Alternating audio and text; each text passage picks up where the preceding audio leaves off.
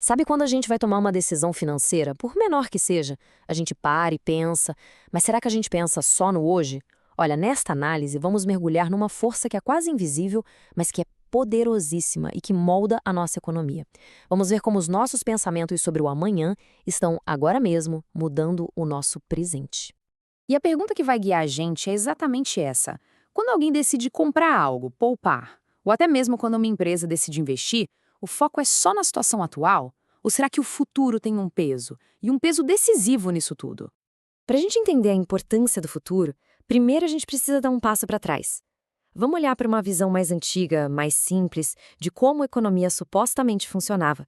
Um modelo que era totalmente focado no presente. Pois é, nessa visão tradicional, a lógica era bem direta. O que uma pessoa consome, simplesmente uma função do dinheiro que ela tem no bolso hoje. Você tem mais renda hoje, gasta mais hoje, fim de papo.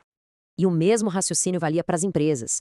A decisão de construir uma fábrica nova ou comprar mais máquinas dependia só de duas coisas: como estão as vendas agora e qual é a taxa de juros do momento. O foco era total no imediato.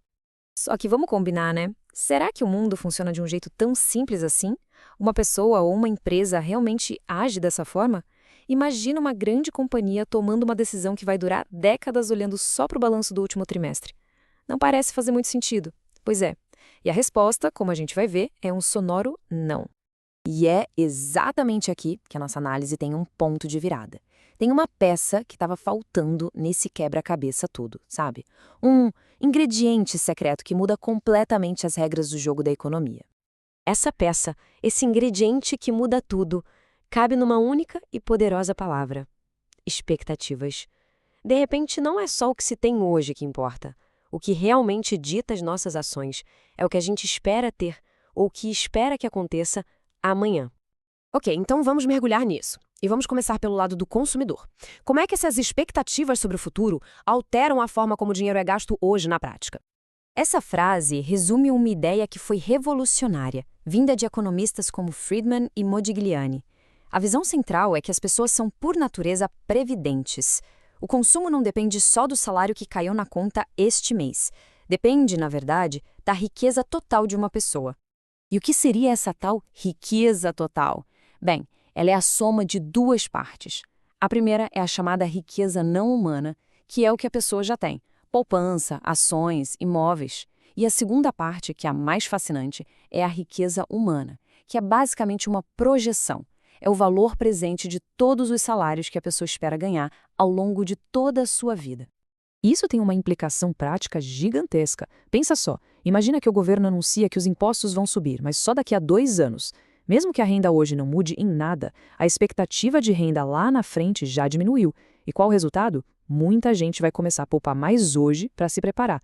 Viu só? O futuro acabou de mudar o presente. Agora, vamos pular para o lado das empresas e ver como essa mesma lógica se aplica. Para uma empresa, investir não é uma reação ao agora. É, na verdade, uma aposta. As empresas tomam decisões olhando para o horizonte, não para o chão debaixo dos pés. A decisão, no fundo, se resume a uma comparação bem direta. É como colocar numa balança. De um lado, o custo de comprar uma máquina nova hoje.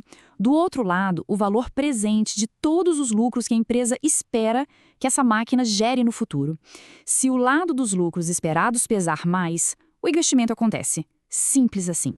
Então, o ponto crucial é este: investimento é fundamentalmente uma aposta no futuro. Tudo, absolutamente tudo, depende das expectativas sobre as vendas, sobre as taxas de juros, sobre a rentabilidade da economia. É um verdadeiro jogo de antecipação. Certo. Agora vamos juntar as duas peças do nosso quebra-cabeça: o consumidor que olha para o futuro e a empresa que aposta no futuro. Vamos ver qual é o impacto disso na economia como um todo, na imagem completa. E isso nos leva a uma das consequências mais importantes e visíveis. Se a gente olha os dados da economia, a gente vê uma diferença gritante. O consumo, que está aqui na barra mais baixa, tende a ser bem estável, flutua pouco. Já o investimento, a barra mais alta, é super volátil. Tem picos e quedas bem mais dramáticos. Mas por que essa diferença toda? É que as pessoas tentam suavizar o consumo. Usam a poupança para manter um padrão de vida mais ou menos estável, mesmo com as flutuações de renda. Já o investimento é muito mais, digamos, temperamental. Uma pequena mudança no humor do mercado, um simples rumor sobre o futuro, pode fazer uma empresa adiar ou cancelar um projeto de milhões da noite para o dia. O investimento é muito mais sensível a essas ondas de otimismo e pessimismo. O que nos leva à nossa grande conclusão.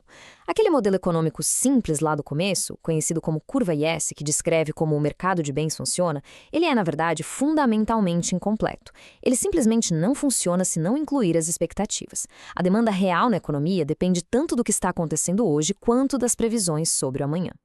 E isso tudo nos deixa com uma pergunta final, que é para a gente refletir.